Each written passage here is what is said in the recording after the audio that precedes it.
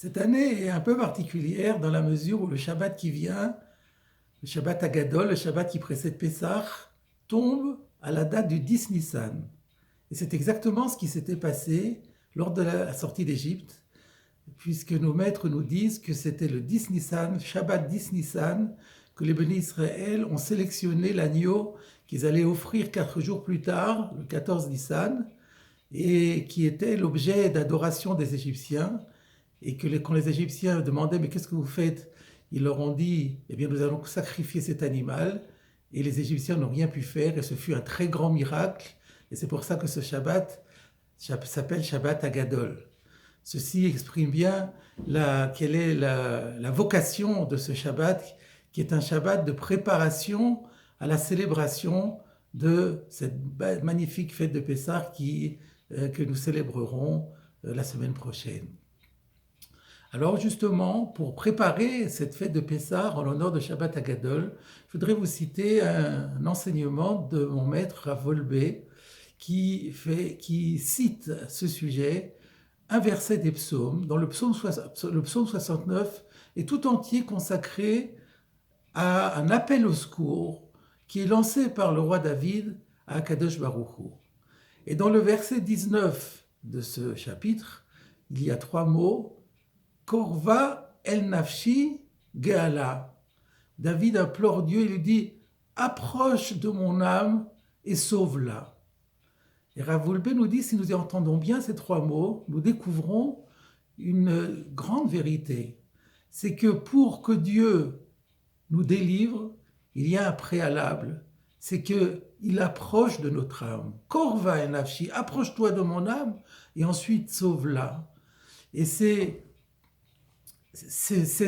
parce que probablement, aujourd'hui, où nous attendons depuis tant d'années la rédemption finale, la délivrance tant attendue appelée de nos voeux, qui ne vient toujours pas, c'est peut-être parce que justement, Dieu ne s'est pas encore rapproché suffisamment de nous, ou plus exactement, nous n'avons pas su faire en sorte que Dieu se rapproche davantage de nous. Et pour illustrer cette vérité, nous pouvons nous référer aux 2 délivrances que nous célébrons en ce moment. Il y a peu de temps encore, nous avons célébré la délivrance de Purim et nous nous préparons à célébrer la délivrance de Pessah. S'agissant de Purim, il y avait déjà à l'époque donc ce manque de proximité de Dieu qu'on appelle en réalité le Hester Panim, le voilement de la face. Lors de la menace de Haman, le voilement de la face a été d'un poids sans précédent, puisque c'était la première tentative de génocide.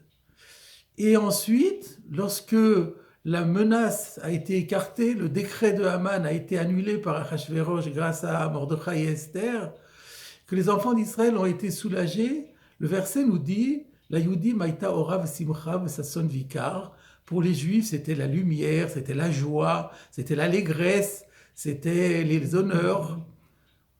Mais la Gemara ne comprend pas ces mots-là au sens propre. Et elle nous dit, la lumière ici, c'est la lumière de la Torah. Mais qu'est-ce que ça veut dire? Les Béné Israël avaient déjà eu la Torah auparavant. Et le Maharal de Prague nous dit, oui, mais là, ils ont accédé à un niveau, à une dimension intellectuelle de la Torah qu'ils n'avaient jamais atteint jusque-là. Et Simcha, c'est Yom Tov. La joie, c'est la joie du Yom Tov qui inonde notre âme. Et ça sonne, l'allégresse fait allusion à la circoncision, c'est-à-dire au corps, c'est-à-dire aux pulsions du corps, c'est-à-dire à la sanctification du corps qui est advenue à cette époque. Vikar, ce sont les tfilines. Et les tfilines, dit le Maharal de Prague, sont le symbole de la dévécoute, c'est-à-dire de l'attachement extrêmement intense de l'être à Akadosh Baruch Hu. Et ainsi nous voyons que d'après la Gemara, la délivrance physique et matérielle de Purim a été accompagnée, voire précédée, d'une élévation spirituelle tout à fait inédite et d'une très grande dimension. Nous retrouvons exactement le même processus dans la fête de Pessah. Lorsque Dans la Haggadah, nous rapporterons un verset du livre de Devarim, Vayotzienu Hashem et Mitzrayim, Dieu nous a fait sortir d'Égypte, Beyat Razaka, ou Vizora Netouya, avec une main forte, un bras étendu, ou Vemora Gadol, et dans une grande crainte. Dans la Haggadah, nous dirons que signifie la grande crainte, Zegilui Shrina. Il y a eu un dévoilement de la présence divine. Rav Wolbe nous dit que ce dévoilement de la présence divine a eu deux effets. C'est ce dévoilement qui a entraîné la mort des premiers-nés des Égyptiens. Et ceci s'explique bien d'après ce qu'explique le Or HaChaim HaKadosh sur le verset où Met Kol Bechor Beretz Mitzrayim, tous les premiers-nés vont mourir. Il n'est pas dit, Dieu ne dit pas je vais les tuer. Il dit ils vont mourir comme s'ils mouraient tout seuls. Et le Or HaChaim HaKadosh explique en fait ce qui va se passer. C'est que Dieu va se présenter à eux, il va y avoir un Gilui Shrina, la sainteté va se présenter à eux, et il y a un phénomène de magnétisme, d'aspiration qui se produit, que lorsque la sainteté rencontre un être qui est très peu saint, mais qui a à l'intérieur juste un peu de sainteté qui est suffisante pour lui permettre de vivre, cette petite sainteté est aspirée et elle quitte l'enveloppe corporelle pour retourner vers Akadosh Baruch Hu, et c'est comme ça que tous les premiers-nés sont morts. Ainsi, donc, c'est ce Gilui Shrina, c'est ce dévoilement de la présence divine qui a entraîné automatiquement la mort des premiers-nés. Mais pour les Béné Israël, ça a été le processus inverse, parce que eux, leur spiritualité était plus forte, et ils ont découvert qu'ils avaient une affinité pour le divin, et ce dévoilement de la présence divine n'a fait que renforcer leur sainteté. Comme une corde qui est solide et qui est tirée par deux personnes, la corde devient encore plus serrée, encore plus solide. Et c'est donc ce phénomène-là auquel la Haggadah se réfère. Et donc nous voyons une fois encore que la délivrance de l'Égypte n'a pas été uniquement dans le fait que l'asservissement et la persécution égyptienne ont pris fin, mais qu'il y a eu aussi une découverte de l'essence du peuple d'Israël qui a une affinité pour le divin et qui, à cette occasion de cette délivrance, s'est rapproché infiniment d'Akadosh Baruch Hu.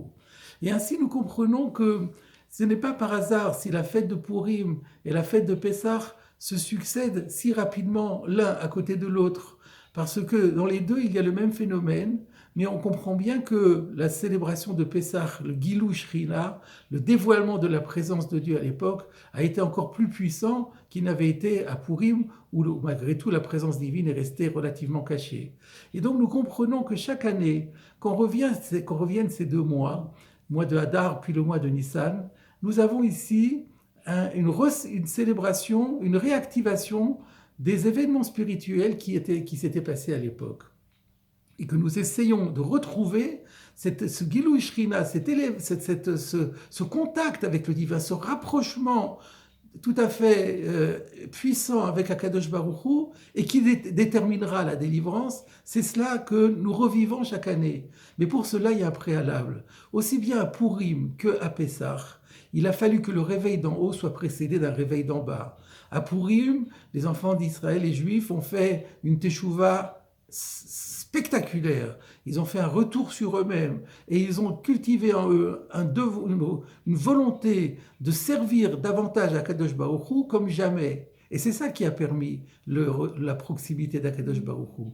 De la même façon, lors de la sortie d'Égypte, comme nous venons de le dire, le Shabbat Hagadol, les Béné Israël ont fait rejet total de l'idolâtrie au péril de leur propre vie.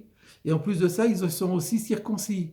Donc il y a eu un acte fait d'abord par les hommes, et c'est cet acte-là qui a permis à Dieu de les rapprocher de lui. Eh bien, chaque année, c'est ce même processus que nous devons rééditer. Dans cette période-là, et notamment dans ce Shabbat Hagadol, nous devons prendre des résolutions pour nous améliorer, corriger nos défauts, prendre des habitudes nouvelles qui manifestent notre désir de servir Dieu encore davantage. Et à ce moment-là, Korva en nafshi ge'ala.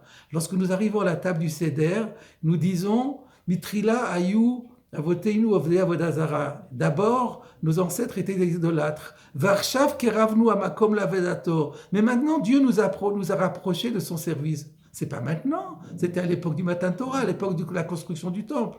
Non, nous dira Volvé.